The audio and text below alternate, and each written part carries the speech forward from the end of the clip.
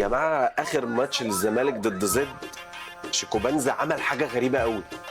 يعني بص اللعيبه هتتجنن. هنا بنتايك نام على الارض، تخيل عشان ايه؟ عشان شيكوبانزا ساب الملعب وراح الحمام، مع ان الهجمه اللي قبل دي دخلت فينا جول وكنا غالبين 1-0 وتعادلنا 1-1. بنتايك هيتجنن هو وناصر. يعني شوف حباكي بينادي عليه، انت فين يا عم؟ نادوا الراجل ده يا جدعان. بص ناصر، بص ناصر منسي، بص ناصر منسي وكمان جاي عمال يقول له هو في ايه يا جدعان؟ هاتوا الراجل اللي جوه ده. الراجل ساب الملعب وساب فرقته في هجمه مرتده عليها ودخل فينا جول وراح يعمل حمام. انا مش عارف، لما بيكشفوا على اللعيبه بيكشفوا عليهم طبيا، يعني المفروض يكشفوا على المخ برضه. مش معقول كده.